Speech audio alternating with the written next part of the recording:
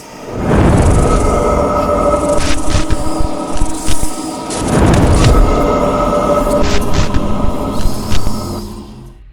At 3:17 a.m., a hospital security camera recorded a wheelchair rolling down an empty hallway. The corridor lights didn't flicker like they do in movies. They didn't dim, they didn't surge. They stayed steady, clinical, uninterrupted. And somehow, that made it worse. No one was pushing the chair. No air vents were active. No drafts, no open doors. And the motion sensor didn't trigger until after the wheelchair had already begun to move. It rolled forward, slowly, almost cautiously. Then it slowed, paused, and turned slightly, just a few degrees, as if correcting its own course, as if it knew where it was going. When the security reviewed the footage later that morning, one guard quit on the spot, not because of the wheelchair, but because on the second replay, slowed down, frame by frame, something else becomes visible. A dark shape, too tall to be a person, too smooth to be a shadow, sliding along the wall behind it. Tonight, we're talking about ghosts, but not the friendly kind. Not the kind that appear in a warm light to say goodbye, not the kind that exists to comfort the living. Because if ghosts are real, then the dead may not be resting at all. Ghost stories exist in nearly every culture on Earth. Ancient Egypt wrote scripts bound to the tombs, lingering near the bodies that they once inhabited. Feudal Japan warned of the onryo, souls trapped and twisted by grief, betrayal, and rage. Medieval Europe feared restless dead trapped between heaven and hell, unable to move on. And today, modern hospitals, hotels, and homes report the same thing. Human-shaped figures appearing after death, bound to places, objects, moments of trauma. Civilizations that never met, never shared language, never shared religion, still described something eerily similar. So the question isn't, do people believe in ghosts? The real question is, why do they all describe them the same way? Traditionally, ghosts are believed to be the spirits of the dead, souls that didn't move on, people with unfinished business, victims of sudden, violent, or emotionally charged deaths. But here's what investigators notice almost immediately. Most sightings aren't comforting. They don't explain anything. They don't offer closure. They don't guide the living. Instead, they repeat actions. They walk the same hallway. They stand in the same doorway. They stare from the same corner of the room, over and over and over again, almost like they're stuck. Which raises an unsettling possibility. What if ghosts aren't souls at all? What if there's something else entirely? Ghost sightings don't happen randomly. They cluster. And they cluster in very specific places. Hospitals, prisons, battlefields, old houses, abandoned schools, asylums, hotels, places saturated with emotion, pain, fear, loss, hopelessness. Paranormal investigators have noticed a grim pattern. The more prolonged the suffering, the more persistent the activity. A battlefield doesn't just hold death, it holds terror, confusion, and desperation. A prison holds years of regret, anger, and broken hope. A hospital holds last breaths, whispered prayers, and nights where people beg not to be alone. It's almost as if trauma leaves a residue, and whatever ghosts are, they're drawn to it. Consider the kinds of detailed reports that people have given over the years, even when they've never read a ghost story in their life. A hotel guest wakes up to the sound of someone dragging luggage across a carpet outside their door. Slow, heavy, deliberate. They open the door. The hallway is empty. No footsteps retreating, no elevator ding, no voices.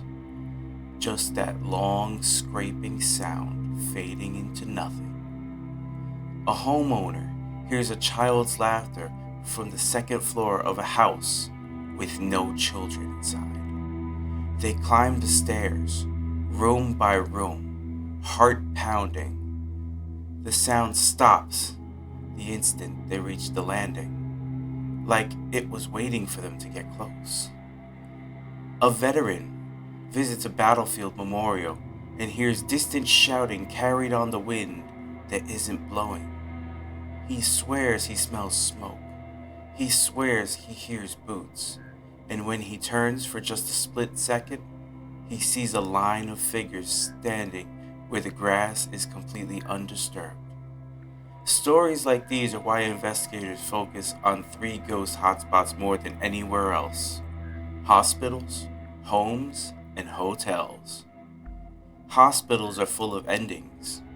Homes are full of attachments.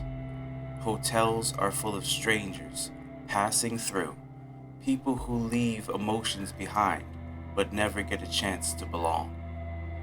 And then there's the strangest category of all: haunted objects. A chair that no one sits in because it feels wrong.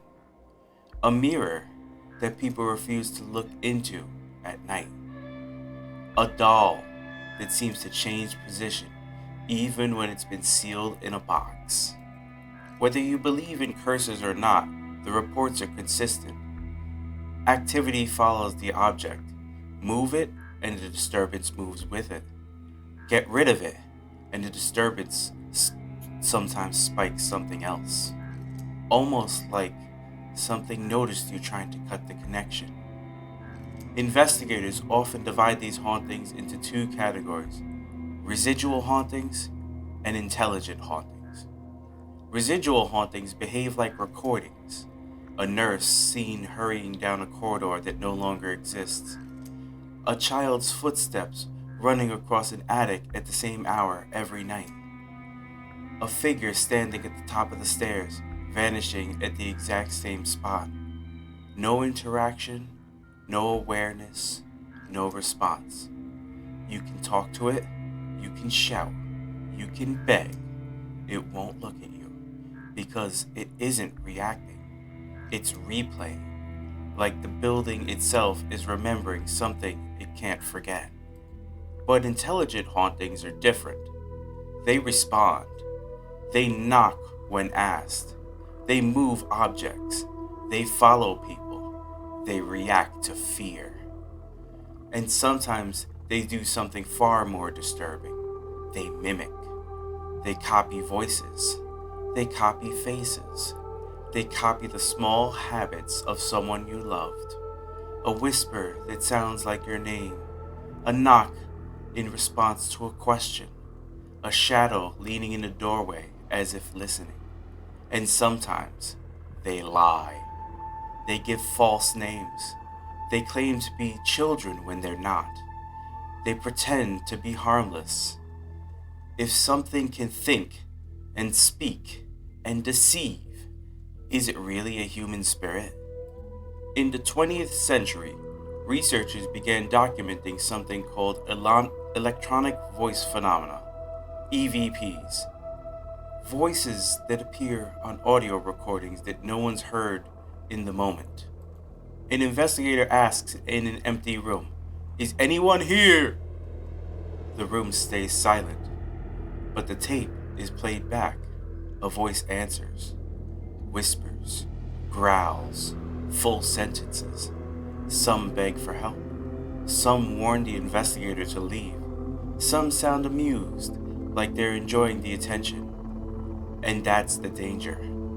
Because once something responds, it knows you're listening. There's another pattern too. The more you return, the more it escalates. The first night is a knock. The second night is footsteps. The third night is something moving where it shouldn't. And then eventually, it stops being about the building and it starts being about you. If stories like this unsettle you, if you ever felt that cold, irrational certainty that something was in the room with you, take a moment to like this video. It helps this channel reach others who are drawn to the unexplained. Subscribe if you want more true fear, more unanswered questions, and more stories that linger long after the screen goes dark. And leave a comment below.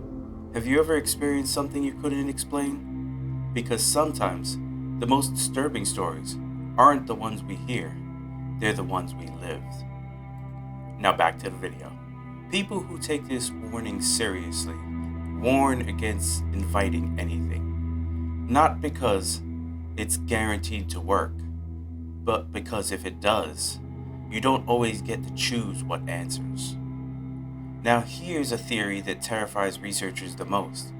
Ghosts may not be dead people at all. They may be echoes of consciousness.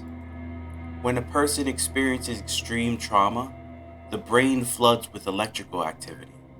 The body surges with adrenaline. Every sense enters survival mode at once.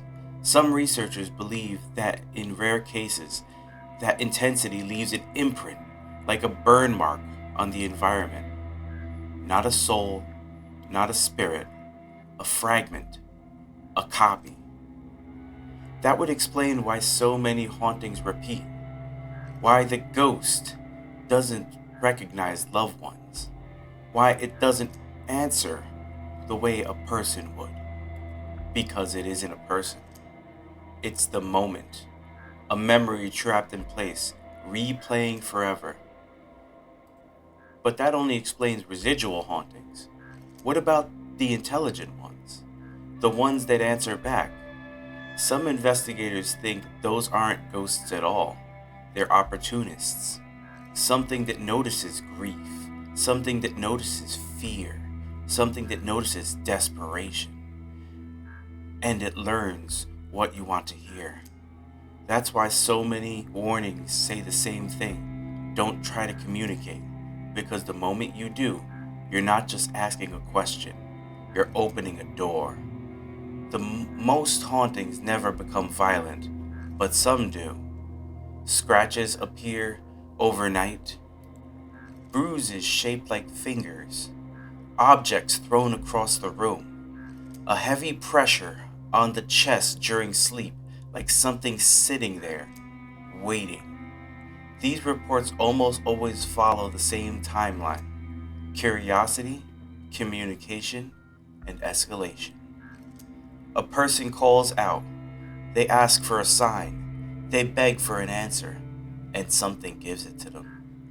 Then it gives more and more, until the house doesn't feel empty even in the daylight, until the silence feels crowded. If ghosts are real, then death isn't the end. But that doesn't automatically mean comfort. It may mean fragments of us linger. It may mean fear can stain a room. It may mean the past can replay itself long after the living have moved on. And the most unsettling question of all is this: if trauma can leave behind something, what will you leave behind when you're gone? Thanks for watching. And remember, sometimes the dead don't haunt us. The past does, and it never forgets.